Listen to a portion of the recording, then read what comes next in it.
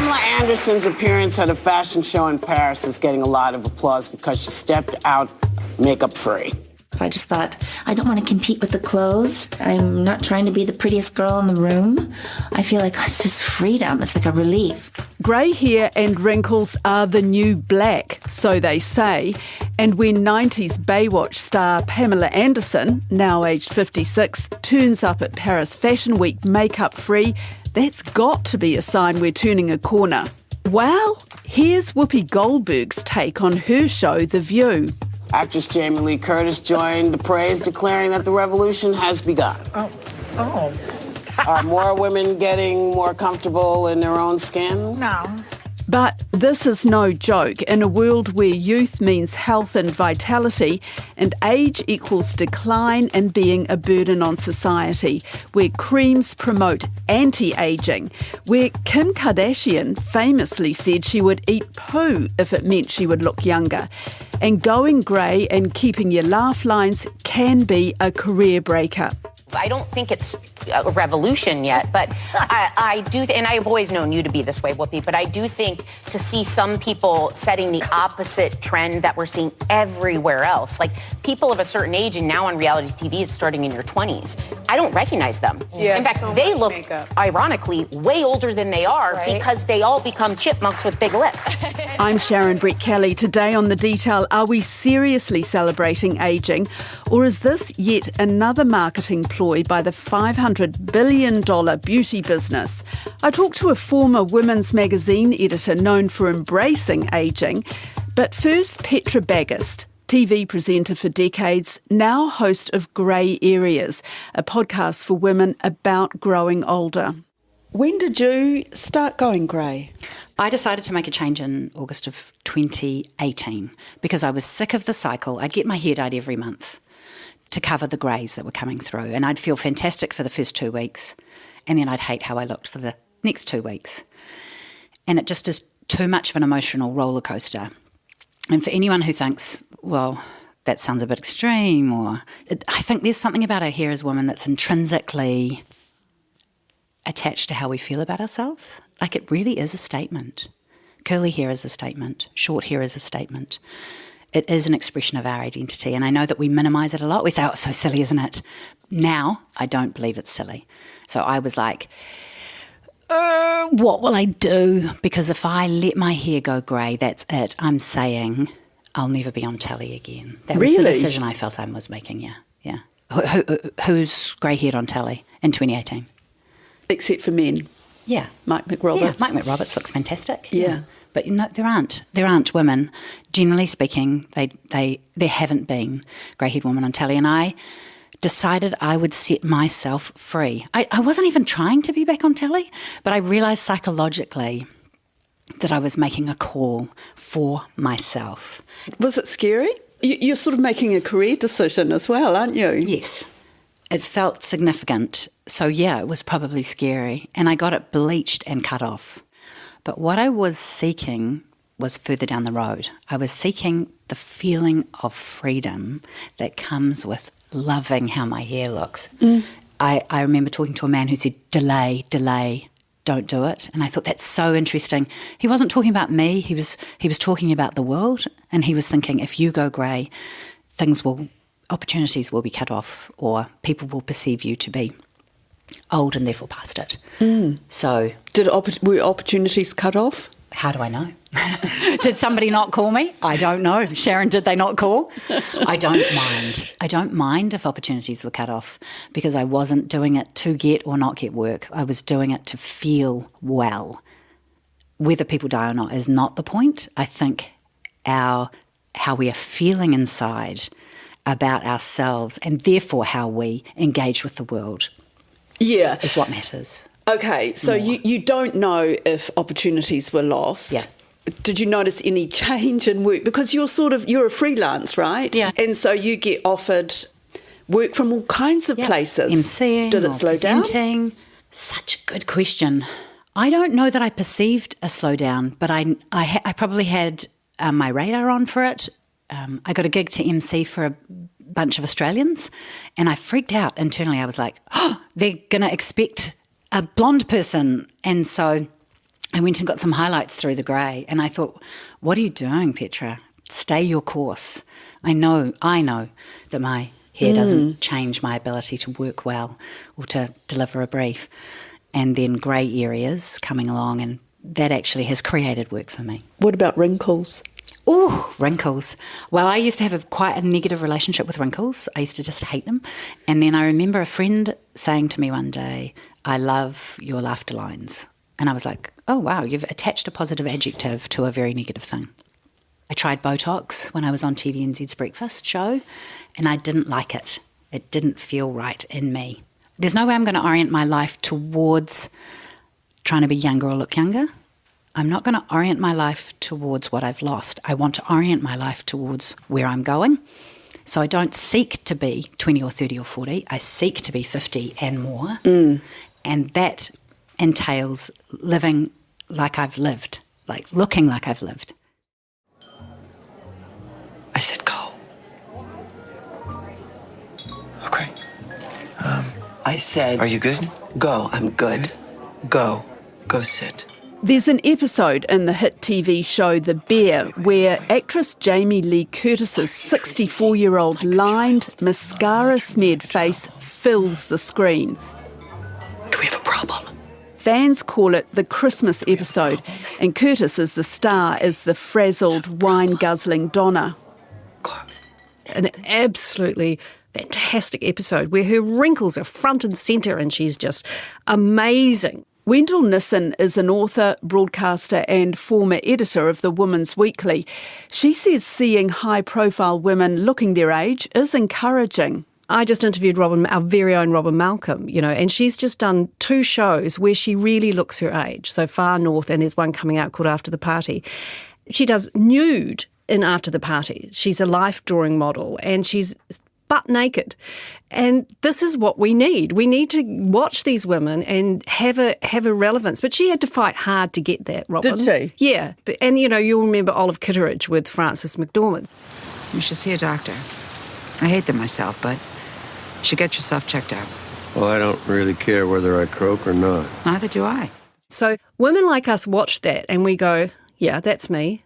That's me. And we need to see ourselves. But what has happened to me is I spent my 50s horribly menopausal, horribly depressed, escaped up north to the Hokianga where I didn't have to see anyone, and just let myself completely go. So put on weight, never wore makeup, hair was down to my waist. I really did look like I'd gone a bit nutty.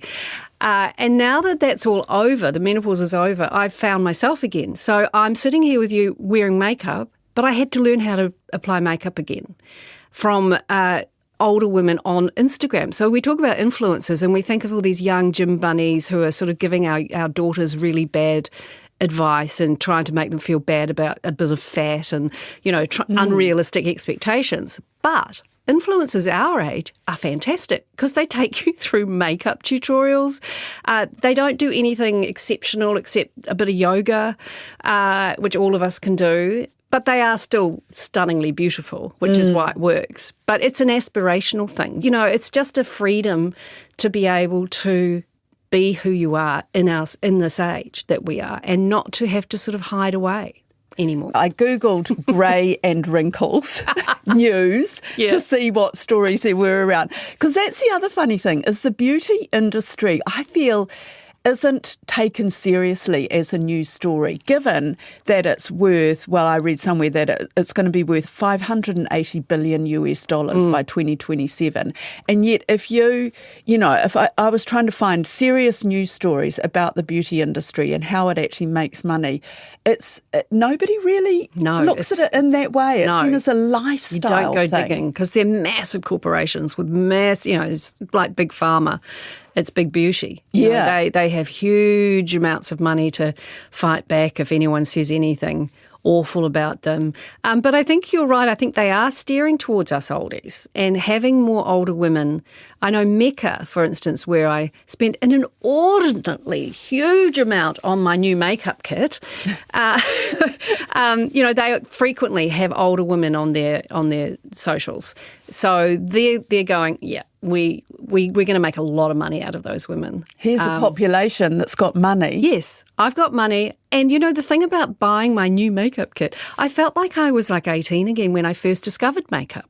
I'm actually really enjoying the rediscovery of me and realising that, I can look quite good. When I Googled grey hair and wrinkles, there is a story quite recently, Dove, the beauty company, they seem to be really good at latching on to trends, actually. They have launched products for grey hair. That's bloody hilarious, because the only products I use, when you do have grey hair, it does go a bit brassy like a blonde, so you just use the same violet or purple shampoo as the blondes use. You don't need a special one for grey hair. But that's hilarious. But Dove were the ones that did the different body shapes. You remember that ad campaign? Different coloured women, different body shaped women. So on the one hand, you celebrate that. I was always really happy to have those ads in my magazine. But on the other hand, it's cynical manipulation of women for money. When you have edited women's magazines over the years, have you experienced a lot of pressure from the beauty business to, write stories in a certain way, push certain products, highlight trends, that kind of thing? Oh, always. Always, even in the 90s, that was a huge pressure. And they bought a lot of ads. So in my early editing days, we had so many ads, we couldn't even fit them all in the magazine. So we would turn advertisers down, which sounds amazing.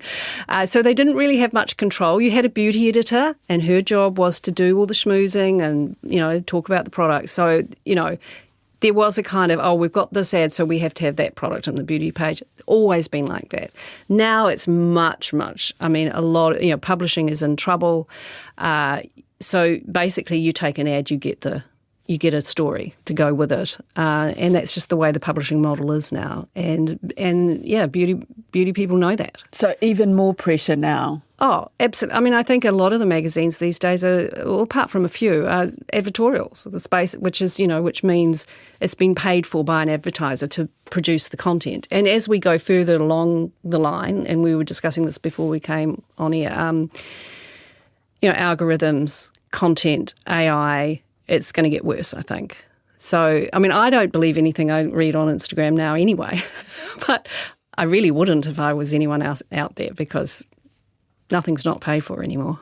Beauty tips that can help you look years younger, because who doesn't want to look younger? Welcome to this week's facelift makeup tutorial. So as we age, we produce less collagen, giving our skin less ability to bounce back. So more of us are embracing grey hair and wrinkles, but youth still rules. And then deflates, it just doesn't feel quite the same. And it's what we love so much in our younger kids, our teenagers and 20-something. So it's really just recreating that look. Take facial injectables, things like Botox and fillers. Typically, fillers are injected into the cheeks as well as into the lips to create more volume, and the benefits can be seen instantly. A new report by India-based Dedal Research says that the global injectables market will nearly double by 2028 to $16 billion. It calls it the unceasing quest for youthful aesthetics, and there's no sign of decline, especially with more and more men also now using injectables. But at the same time, Vogue Philippines made the headlines earlier this year with a 106-year-old woman as its cover star. Wendell says it would never have happened when she was the editor of Woman's Weekly in the 90s. No. Oh, look, we were struggling with even putting men on the cover back then. Never worked. Yeah. There were several things you didn't do on covers in those days. Men. And if you had to have a man, like a rugby player or something, you put him with a woman. Babies were really good. Never use the colour green. So there were all these rules. Why not the colour green? I don't know. Some study had discovered that it puts people off. Really? That's what it was like in those days. It was really weird. But no, it doesn't surprise me. Vogue, for instance, there's an Instagram silver influencer, they're called, that I follow, a woman called Grace Garnham. who's a former microbiologist. And she's got 1.4 million followers. She's in her I think she might be late 50s, early 60s. And she's just in vogue online all the time. She was in there in her bikini the other day. So I think the online is helping them get reaction. So that tells them that it's working. Then they're not going to do it unless it works. So they must, and I think we'll see more of that with just sort of, we used to do what we call experimental covers, where you'd take a risk and just see if it sold and if it sold. Because there's a lot of us. There's a lot of women in this age group, and we do have money, and we do support magazines, and we love a magazine. We're not digital at the moment. We still like some print. So, no, I'm not at all surprised, and I think it's great. I mean, I don't want to be judgmental about Botox and other injectables. But I will be. Okay, you can be. Is this going to deal to that? Okay, I'm not saying, I've got friends who do Botox. I'm not saying they're absolute idiots, because they're not. They're very intelligent women. If they want to do that, that is their choice, and they have every right to do that. And they have every right to want to look younger if they want to. But what I hope is that women start just presenting as they are, with their wrinkles, with their grey hair, confidently. I think it will continue. The worrying trend is when it's young women doing it. Those 25-year-olds getting Botox, and that's happening a lot. And that's like, okay, so what's that doing to your skin when you're my age? What's your skin going to be like? And what's your health going to be like? And we don't know. Botox hasn't been around long enough for us to go, oh, that wasn't a good idea. It seems like women are always having to struggle. The feminists, we had to have all these feminists lead the way for us to follow, women's health. We all have to, we've got so many things we have to fight for that I think, well, maybe we just don't have the energy by the time we get to our 60s to fight for be happy with who you are. But women have to do it for women. When I went grey, which was about 5 years ago, I remember I used to walk along the street and occasionally I'd see another grey-haired woman and we'd smile at each other. Like when you're pregnant and you see another pregnant woman, like, hey.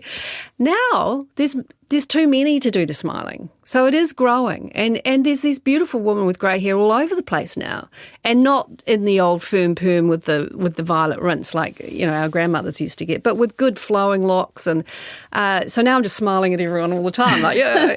So I think there is a kind of a network going on. And I think it will grow. I'm very confident it will grow.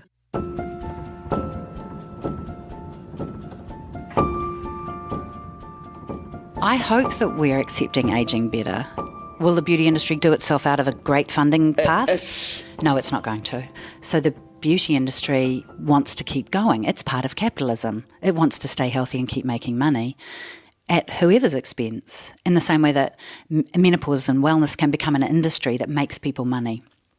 The drivers of it, I wonder if it is in fact the women who are experiencing it and who are standing up and saying, I want to be well, I want to feel good in my own skin, good in my own hair.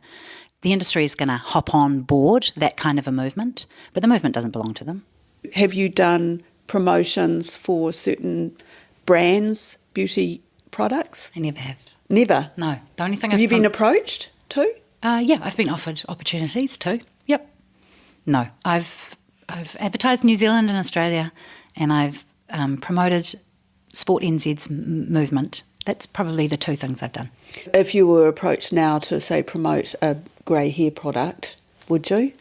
Well, it's a good question. I guess I could consider it if I used it, if it was real. Yeah, like if you believed in it. If I believed in it. Even the sponsors of grey areas, essentially 95% of them, it's quite a rigorous thing. I have to believe in what they're doing. Are any of them beauty companies? Yes. Manuka RX was an early sponsor, and they are moisturisers, cleansers, and they had a range of products called pro-aging, and they've just taken it out because people struggle with pro-aging. Actual wording of it? Yeah, pro-aging. I read the whole press release on it. Some people interpreted it as wanting to age and that was a negative thing. And I'm like, wow, okay. So they're now calling it something else. Because, we've lived in an anti-aging society. So we have been anti-aging. So I think the pendulum is swinging towards we're a bit more neutral about aging. They were pushing it out to being pro-aging, like aging is a wonderful thing. Yeah. In truth it is, because you're alive. Like everybody's trying to live forever, right? Why should we spend a lot of time, energy and money living forever like we are young? Let's not do that. You're being asked to go on the cover of magazines again with your grey hair. Yes, so when you're on television, you're in that public eye and you get to be on the cover of some magazines and you have babies, and everybody wants you on the cover of a magazine when you have babies. And then I was off telly for 10 years and have continued to be off telly.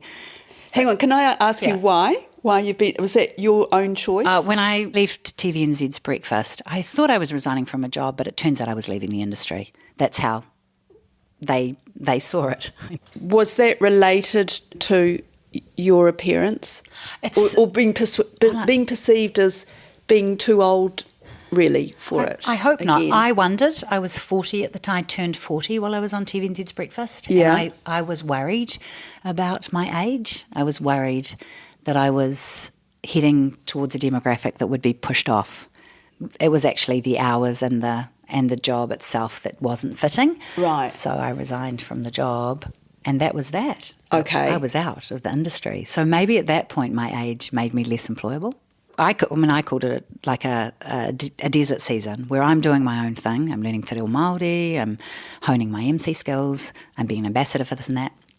And then when the podcasting and radio and other things started to come along, and the grey hair, that movement towards being a bit more pro grey hair, I was asked to be on the cover of Thrive magazine, and that was a wonderful photo shoot.